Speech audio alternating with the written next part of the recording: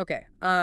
Let's just get right into this. Let's do it. It is February 23rd, 2026. Right. And if you've been anywhere near a newsfeed today, or even just checking your phone between meetings, you know exactly what the atmosphere feels like right now. Oh, yeah. It is heavy. It is incredibly heavy. It feels like the entire world is just holding its breath. That is the perfect way to describe it. It's that eerie silence right before a thunderstorm breaks. Yeah. Everyone is just staring at the Middle East, waiting for the first crack of thunder. Exactly. And usually when we do these deep dives, we're looking at something that happened maybe last week. Or a trend that's been building for months. Right. But today, we are talking about something unfolding in real time. Right now. Right now. We are talking about the very real possibility of a war with United States forces in Iran.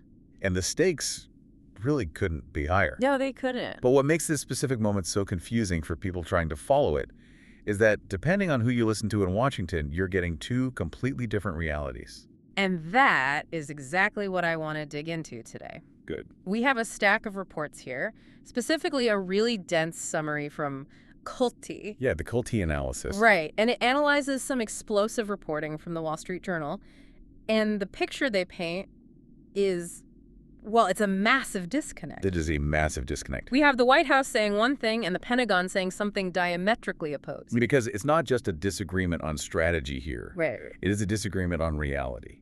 One side sees an easy victory, and the other side sees a protracted nightmare. So our mission for this deep dive is to unpack these conflicting narratives. We need to figure out what is actually happening. We're going to look at the warnings and the specific ships sitting in the Arabian Sea right now. And that diplomatic clock that is ticking down to this Thursday? Yes. And this part really surprised me when I was reading the sources, a legal battle in Congress that actually hinges on a historical event involving Venezuela. The Venezuela connection is fascinating. It's the piece of the puzzle most people are missing right now.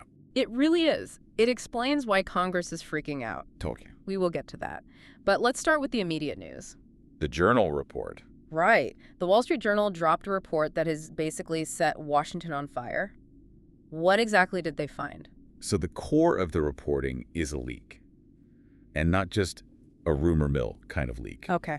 The Journal is reporting that the Pentagon has formally warned President Trump about the risks of a military operation against Iran. And when you say formally warned? I want to be very clear about what that means. This isn't a general just mentioning it over dinner or a casual chat. Right, this is on the record. Exactly. Yeah. This is a warning issued through the standard official processes of the Department of Defense and the National Security Council. So there's a paper trail. Precisely. It's the ultimate cover your bases move by the military. And the language they used in this warning. It's startling. They explicitly warned that an operation against Iran would likely become a protracted intervention. Protracted. That is one of those military words that sounds polite but actually means something terrible. It is a very heavy word. In military doctrine, protracted is basically code for Vietnam. Wow. Or code for Afghanistan. It means a conflict where you might get in easily, but you absolutely cannot get out. A quagmire. Right. It implies a long-term occupation, an insurgency, and a lack of a clear exit strategy. And they didn't stop there, did they? No, they didn't. Hey. The warning explicitly stated this would result in numerous American casualties. Numerous American casualties. That's the phrase that really grabs you. It is. Because you don't usually see that in a pre-war assessment unless the analysts are absolutely certain things are going to go south. Exactly. They are trying to shock the system. They're essentially saying, sir, this isn't a video game. People are going to die. But who is they? Because the Pentagon is a huge building. Is this just some mid-level analyst crunching numbers in a basement somewhere? No. And that is why this is such a huge deal. Okay. The central figure behind these warnings is General Dan Kane. The chairman of the Joint Chiefs of Staff. The top military officer in the United States. Right. The president's primary military advisor. And here is the really crucial context for you to understand. Lay it on me.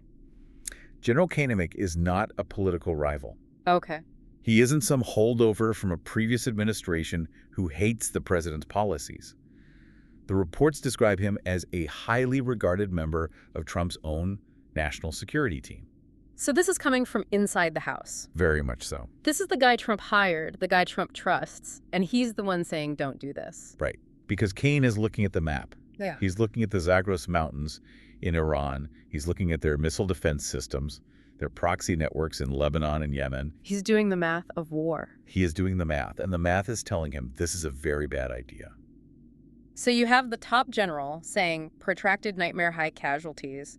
In a normal world, you'd expect the president to say, okay, let's pause. Let's rethink this. You would think so. But that is not what happened. Not even close. Walk us through the president's response. Because he didn't just ignore the report, right? No. He went on the offensive. Hours after that Wall Street Journal story broke, President Trump took to Truth Social. Right. And he flat out denied the report. He called the claim that General Kane opposes the war completely incorrect. And he labeled it fake news. He labeled it fake news. Which, okay, that's standard operating procedure for a political denial. But he went further than just saying it's not true. He did. He actually pivoted to speak for General Kane. Oh, wow. The president wrote, and I quote General Kane, like all of us, would not want to see a war, but if the decision is made to go against Iran militarily, he believes it will be an easy victory. Whoa. Let's just stop on that phrase for a second. Easy victory. It stops you right in your tracks, doesn't it? It really does. Yeah. Because we just established from the source material that the Pentagon's internal assessment is a protracted intervention. Yes. And now the president is telling the world that the general thinks it's an easy victory.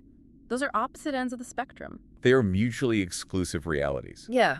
A war cannot be a quagmire with high casualties and an easy victory at the exact same time. So help me understand the psychology here. Is the president just making this up, or does he genuinely believe it's going to be easy? That is the big question. Because if he truly believes it's an easy win, he is operating on information that contradicts his own generals. This is where the deep dive gets really fascinating. Okay. Because there is a reason for the president's confidence. It's not just coming out of thin air. It's rooted in history. Specifically history from last June. You're talking about Operation Midnight Hammer. Yes. Operation Midnight Hammer. It sounds like a Hollywood movie. It really does. But it was a very real, very classified operation that took place in June 2025. And guess who led it? General Dan Kane. Exactly. Okay, so remind us what actually happened in Midnight Hammer. Because so much happens in the news cycle, I think a lot of people might have glossed over the details of that one. That's fair. So back in June, intelligence identified a specific threat within Tehran's nuclear program. Right. The administration decided to act. General Kane orchestrated a limited high-tech strike. It was surgical. Extremely surgical. They went in, they damaged 3 key facilities, and they got out. And it worked. It worked perfectly. By all accounts, it was a tactical masterclass. Clean, precise. 0 American casualties. Mission accomplished. Okay. I think I see where this is going now. Right. Yeah. The president looks at General Kane and he sees the guy who pulled off Midnight Hammer. He sees the guy who can break things in Iran without getting messy. Exactly. So when Kane says this time it's different, the president hears, I'm just being cautious, but I could do it again. It's almost like the curse of competence. That's a great way to put it. Kane did such a good job on the small raid that the president assumes he can do the exact same job on a full-scale war. Right.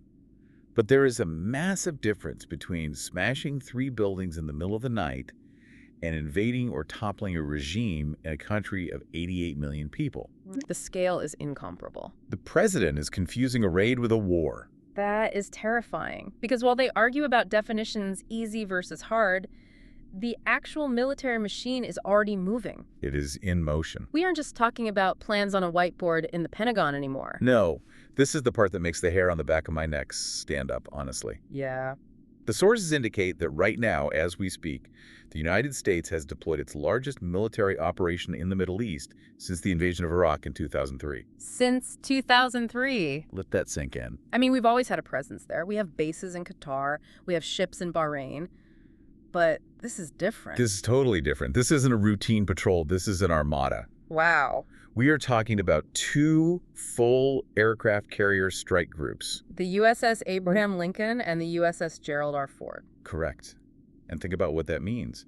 The Ford is the newest, most advanced supercarrier in human history. It's basically a floating city of destruction. It is. When you park that next to the Lincoln and you surround them with destroyers, cruisers, and attack submarines. That is not a force designed for deterrence. No, that is an invasion force. And are they just sitting there in the Arabian Sea? Or are they actively prepping? The report says they are ready to begin. Ready to begin. That's the specific phrasing from the sources. It means the jets are fueled, the munitions are loaded, the pilots are briefed. They aren't waiting for supply ships to catch up. They are waiting for one word. Go. It really feels like the train has completely left the station. You have the president convinced it's easy, You have the ships in the water ready to fire. Is there anything stopping this? There is one diplomatic brake pedal left, Okay. but it is being pressed very, very hard right now. We're talking about the ultimatum. Yes, the White House has issued a 10-day ultimatum to Iran. Basically, negotiate or face the consequences. Exactly. Where are we in that 10 days? We are in the final stretch. The clock is ticking down fast. But are they actually talking? Or is this just two sides shouting across the ocean at each other? It's a bit of a good cop, bad cop dynamic. How so? Well, publicly, the rhetoric is incredibly aggressive. That's the easy victory talk we discussed. Right. But privately, diplomatic channels are actually open. And everything, literally the fate of the region, hinges on a meeting scheduled for this Thursday. Geneva. Geneva. It is always Geneva, isn't it? Always Geneva. It is the absolute pivot point right now. So if the negotiators in Geneva can find an off-ramp, the ships might actually stand down. Yes. If that meeting on Thursday fails, well, the Lincoln and the Ford are right there. So if you are listening to this, Thursday is the day. Put a massive circle on your calendar. That is the moment the coin toss happens. Exactly. But, and this is a really big but, There's always but. while the diplomats are scrambling in Geneva, there is another battle happening right here in Washington. And this one is fascinating because it's totally bipartisan, which you never see. Never. We are seeing a move by Representative Ro Khanna, a progressive Democrat from California, and Representative Thomas Massie, a libertarian-leaning Republican from Kentucky. Talk about strange bedfellows. You don't usually see those two agreeing on the lunch menu, let alone foreign policy. It just proves how serious this situation is. It's the horseshoe theory in action. The far left and the far right meeting to stop the executive branch. So what are they actually doing? They are preparing a war powers resolution for a vote this week. For listeners who haven't dusted off their civics textbooks in a while, what does that actually do? The War Powers Act is basically Congress saying, hey, the Constitution says we declare war, not the president. Right. This resolution would explicitly prohibit the use of U.S. military force against Iran unless Congress votes to approve it first. So they are trying to tie the president's hands legally before he can give the order to the fleet. Yes, but here is the aha moment from the sources. Okay. They aren't just doing this on general principle. They are citing a very specific, recent precedent that has them completely terrified. They're calling it the Venezuela precedent. Yes. I saw this in the notes, and I have to admit I needed a refresher. What exactly happened in Venezuela that relates to a potential war in Iran? So we have to look back just a bit. In this timeline, the U.S. government conducted an intervention in Venezuela. Right. And the objective was specifically to capture President Nicolas Maduro. The regime change operation. But the key detail, the thing that Khanna and Massie are so fixated on, is how it happened. How did it happen? The administration didn't go to Congress. At all. Not at all. They didn't ask for a declaration of war. They treated it as a police action or a special operation. They went in unilaterally to seize a foreign head of state. Without parliamentary approval. Zero parliamentary approval. They bypassed the legislative branch entirely. Wow. And it set a massive precedent. I see the connection now. If the president can decide on his own to send troops to capture the leader of Venezuela, what stops him from deciding on his own to launch an easy victory attack on Iran? Exactly. Congress realizes they have basically lost control of the war power. They let Venezuela slide. And now they are terrified that the White House views that silence as permission to do whatever it wants globally. So Khanna and Massie are saying, we saw what you did in Caracas, and we aren't going to let you do it in Tehran. It's a desperate attempt to reassert checks and balances before the shooting actually starts. But the question is, can they pass it in time? That's the real issue. Yeah. The vote is this week. The ultimatum ends this week. The Geneva talks are this week. It is a three-way collision course. It really is. You have the military reality, the ships ready to fire in the Arabian Sea. Yep. You have the diplomatic reality, the high-stakes talks in Geneva. Right. And you have the legal reality, Congress trying to snatch the keys away from the president at the last possible second. And all of it is happening against the backdrop of that fundamental disconnect we started with. Is this an easy win or a disaster waiting to happen? It is a lot to process. So let's try to boil this down for the listener who is just trying to understand what the next few days look like. What are the big takeaways from all these sources? I think the first big takeaway is skepticism. Skepticism. When you hear the phrase easy victory coming from a political podium, You have to balance that against the leaks coming from the military professionals. Right. The people who know the logistics, the people who study the maps, like General Kane, they're waving huge red flags. Protracted intervention is not a phrase to take lightly. Not at all. The experts are scared. That should tell you something. Secondly, I'd say watch the clock.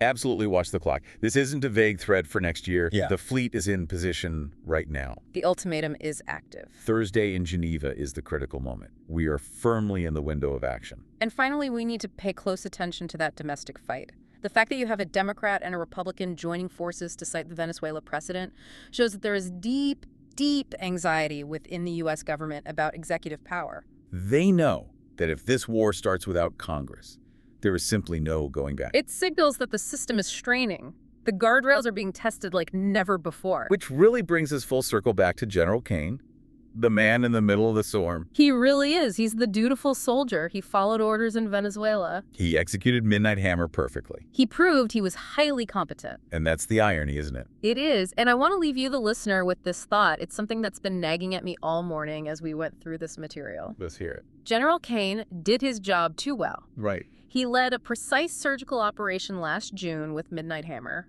It was a massive success. But does that previous tactical success blind the administration to the strategic reality of today? That is the million-dollar question. Just because you can break 3 buildings with a hammer, does that mean you can rebuild an entire region with a full-scale war? Tactics are not strategy. And confusing the two, mistaking a surgical raid for a protracted war, is usually exactly how those nightmares begin. We will be watching Geneva very closely this Thursday. We certainly will. We'll be watching the war powers vote in Congress, and we'll be watching the news from the Gulf. Thank you for listening to this deep dive.